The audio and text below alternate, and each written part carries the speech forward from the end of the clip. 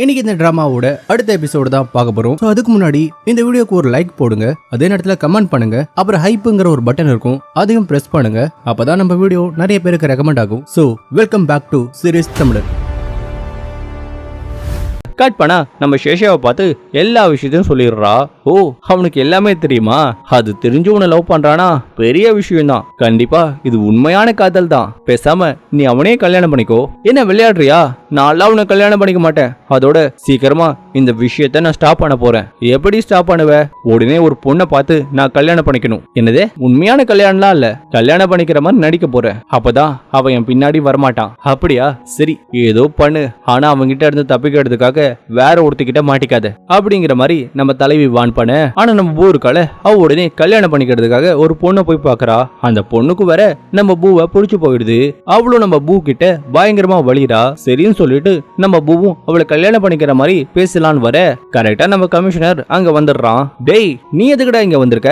அதுவா, நீ பொண்ணு பார்க்க வந்திருக்கிறதா கேள்விப்பட்டேன். அதான் நானும் பொண்ணு எப்படி இருக்குன்னு பார்க்க வந்திருக்கேன். சரி, பொண்ணை பார்த்துட்டுல கிளம்புறியா?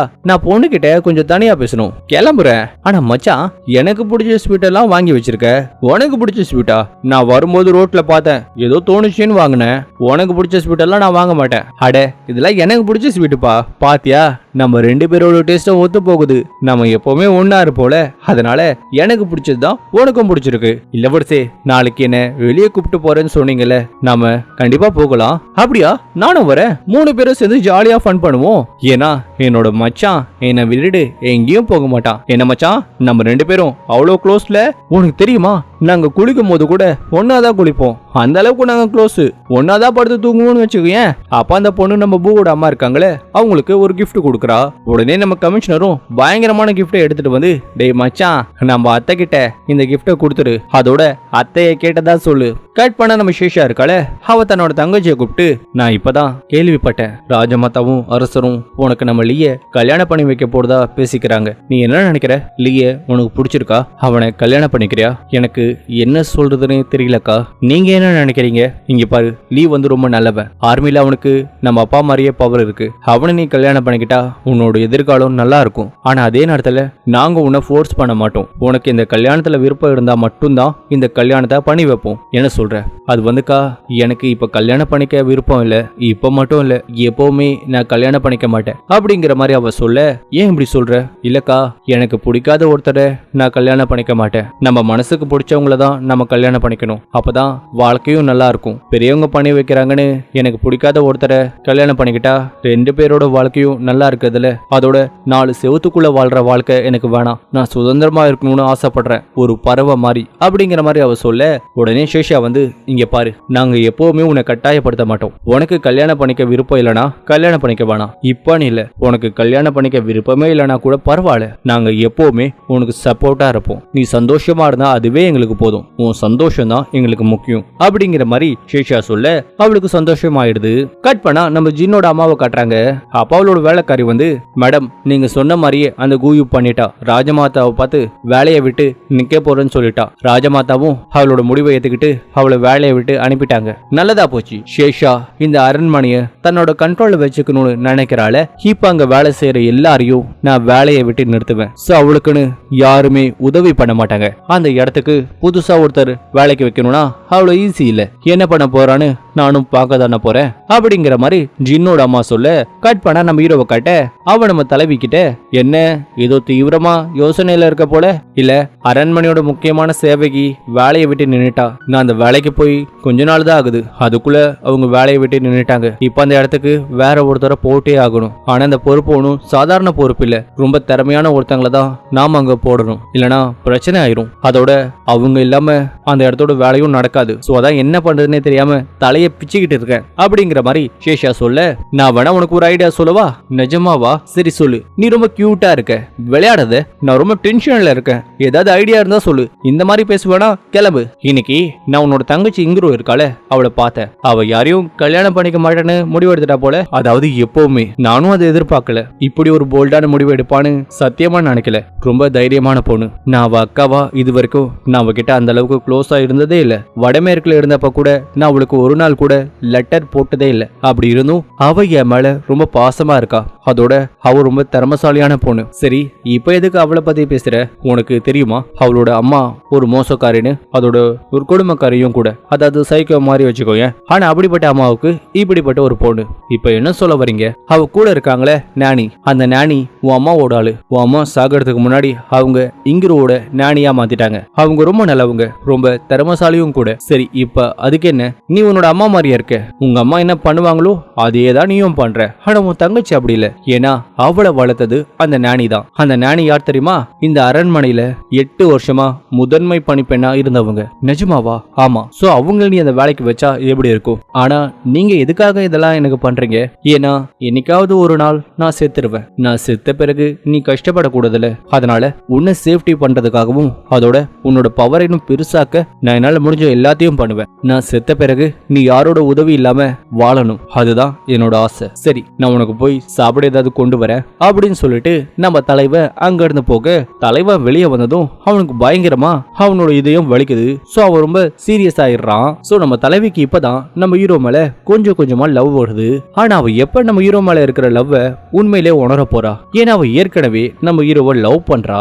ஆனா அவ இன்னும் அதை உணராம இருக்கா. சோ என்னைக்காவது அவ தன்னோட லவ் வெளிப்படுத்துவாளா? கட் பண்ண நம்ம தலைவியை காட்ட, அப்ப நம்ம தலைவியை பார்க்க ஜின்னோட அம்மா வந்திருக்காங்க. பரவாயில்லையே, நீ நல்லாவே சமாளிச்சுட்ட. உங்க அம்மாவோட அந்த பழைய ஞானியை கூப்பிட்டு வந்து இந்த பிரச்சனைய ஈஸியா சமாளிச்சுட்ட. ஆனா உனக்கு ஒண்ணு தெரியுமா? இந்த மலை இருக்குட, இந்த மலை மாதிரி தான் எப்பவுமே பிரச்சனை வந்துகிட்டே இருக்கும். சோ அதை உன்னால சமாளிக்க முடியாது. ஏன்னா நம்ம ராஜாவும் ராஜமாதாவும் அடுத்ததா நம்ம லீசனுக்கு இன்னொரு கல்யாணம் பண்ணி வைக்கிறதா முடிவு பண்ணிருக்காங்க. அதான் அந்த லான்காய் நாட்டோட இளவரசி வரப்போறா. அவ வந்ததும் நீங்க 2 பேரும் அக்கா தங்கச்சியா மாற போறீங்க. நல்லா பழகிக்கோ அப்படின்னு சொல்லி நம்ம தலைவியை கடுப்பேத்துறா. அதை கேட்டதும் நம்ம ஹீரோனி வந்து, ஏமா இருக்கிற 4 ராணிகள்ல நீ தான் கடைசி ரேங்க்ல இருக்கிற ராணி. நீ எதுக்கு என்ன நினைச்சு கவலைப்படுற?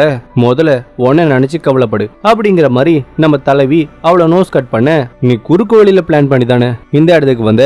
ஆனா உன ஞாபகம் இருக்கட்டும், கர்மா எப்பவுமே உன்னை விடாது. நீ பண்ண தப்புக்கு கர்மா கண்டிப்பா உன்னை பழி வாங்கும் அப்படிங்கிற மாதிரி சாபம் விட, உடனே நம்ம தலைவி வந்து, நான் யாரும் எதிர்க்க முடியாத அளவுக்கு பவர்ஃபுல்லா மாறதுதான் என்னோட கர்மானா, அதை நான் சந்தோஷமா எதுப்பேன் அப்படின்னு சொல்லிட்டு நம்ம தலைவி அங்க இருந்து போக, கட் பண்ண நம்ம ஹீரோக்கு வந்து நம்ம டாக்டர் ட்ரீட்மெண்ட் கொடுத்துக்கிட்டு இருக்க, இளவரசி இந்த ட்ரீட்மெண்டோட முதல் கட்டம் உங்க உடம்புல இருக்கிற முக்கியமான எலும்புகள்ல 3 ஊசியை நான் இறக்கணும். ஆனா அதோட வலி எப்படி இருக்கும்னா, கோடிக்கணக்கான எறும்பு வந்து உங்களை கடிக்கிற மாதிரி இருக்கும், உயிர் போற மாதிரி இருக்கும். நல்லா யோசிச்சுக்கோங்க. இந்த ட்ரீட்மெண்ட்டை நீங்க பண்ணிதான் ஆகணுமா? பண்ணுங்க டாக்டர் அப்படிங்கிற மாதிரி நம்ம ஹீரோ சொல்ல, உடனே டாக்டர் அந்த ட்ரீட்மெண்ட்டை ஸ்டார்ட் பண்றாரு.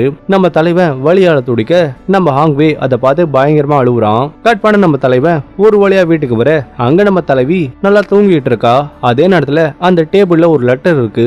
உடனே அது என்னன்னு எடுத்து பார்த்தா நம்ம ஹீரோ லேட்டா வருவான்னு சொல்லிட்டு நம்ம ஹீரோக்காக ஒரு சூப்பர் ரெடி பண்ணி வச்சுட்டு நம்ம தலைவி தூங்கி இருக்கா. உடனே நம்ம தலைவன் அந்த சூப்பை குடிச்சிட்டு நம்ம தலைவி பக்கத்திலே படுத்துக்கிட்டு அவளை பார்த்துக்கிட்டு இருக்கான். உடனே அவளோட கையை தொடலான்னு போகும்போது நம்ம தலைவி முழிச்சுக்கிறா. உடனே நம்ம ஹீரோ வந்து, நீ நினைக்கிற மாதிரி இல்ல, தப்பா நினைக்காத அப்படிங்கிற மாதிரி சொல்ல நம்ம தலைவி தூங்கிடுறா. உடனே நம்ம ஹீரோ, நீ தப்பா நினைச்சாலும் பரவாயில்ல அப்படின்னு சொல்லி அவளை கட்டி பிடிக்கிறான். நம்ம தலைவி அவனை தள்ளிவிட பாக்குறா. ஆனா நம்ம தலைவியால தள்ளிவிட முடியல. உடனே நம்ம ஹீரோ என்ன பண்றான், அவளை கிஸ் பண்ண வரான். நம்ம தலைவி உடனே கையை வச்சு தடுத்துடுறா. உடனே அவ கையில கிஸ் பண்ணிட்டு நம்ம தலைவன் சந்தோஷமா தூங்கிடுறான். நம்ம தலைவி உடனே அவனை செல்லமா அடிச்சிட்டு திரும்பி படுத்துக்கிறா. கட் பண்ண அடுத்த நாள் அரசவை கூடுது.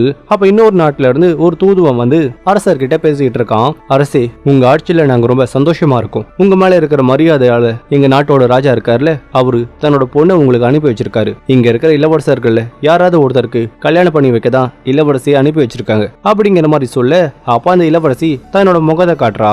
அவளோட முகத்தை பார்த்ததும் அங்க இருக்கிற நம்ம ராஜா ராஜமாதா ஷாக் ஆகுறாங்க. ஏன்னா பல வருஷத்துக்கு முன்னாடி லே நாட்டுக்கு ஒரு இளவரசிய கல்யாணம் பண்ணி வைக்கிறதுக்காக அனுப்பியிருக்காங்க. அவ கூட இறந்து போனதா நம்ம தலைவர் வந்து ஷெஷா கிட்ட சொல்லியிருப்பாள. இந்த பொண்ணு பார்க்க அப்படியே அந்த இளவரசி மாதிரி இருக்கான்னு அங்க இருக்கிற எல்லாருமே ஷாக் ஆக, இப்ப நம்ம அரசர் வந்து அந்த இளவரசி கிட்ட அங்க இருக்கிற இளவரசர்கள்ல யார் அவளுக்கு பிடிச்சிருக்கு, யார கல்யாணம் பண்ணிக்க ஆசைப்படுறதா கேட்க, உடனே அவ வந்து, நான் யாரை விரும்பினாலும் எனக்கு நீங்க கல்யாணம் பண்ணி வைப்பீங்களா அப்படிங்கிற மாதிரி அவ கேட்க, நீங்க 2 பேரும் ஒருத்தர் விரும்பினா கண்டிப்பா கல்யாணம் பண்ணி வைக்கிறேன் அப்படிங்கிற மாதிரி ராஜா சொல்ல, உடனே அந்த இளவரசி, நான் சின்ன வயசுல ஒருத்தரை பார்த்தேன், அவரு ரொம்ப அழகா இருப்பாரு. இன்னைக்கு நான் அவரை திரும்பவும் இந்த சபையில பார்த்தேன். கண்டதும் காதல்னு சொல்லுவாங்கல்ல, அந்த மாதிரி எனக்கு அவரை பார்த்த உடனே லவ் வந்துருச்சு. என்னால அவரை மறக்க முடியல. அப்படியா, சரி யார் அது? அவனோட பேரை சொல்லு. உடனே நான் உனக்கு கல்யாணம் பண்ணி வைக்கிறேன். நான் வேற யாரையும் காதலிக்கல, நம்ம பட்டத்து இளவரசரை தான் நான் காதலிக்கிறேன். அவரோட 2ஆம் தரமா போக நான் ஆசைப்படுறேன் அப்படிங்கிற மாதிரி அவ சொல்ல, நம்ம தலைவனே இதை எதிர்பார்க்கல. உடனே நம்ம தலைவன் உடம்பு சரியில்லாத மாதிரி மறுபடியும் ஒரு டிராமா போட, சேஷா எனக்கும் இதுக்கும் எந்த சம்பந்தமும் இல்லம்மா, எனக்கு தெரியும், நான் உங்களை நம்புறேன், நீங்க எதுவும் பேச வேணாம். கட் பண்ணா வெளியே சம மழை. 2 பேரும் அந்த மழையில நடந்து போயிட்டு இருக்காங்க. நம்ம தலைவி வேற கடுப்புல இருக்கா.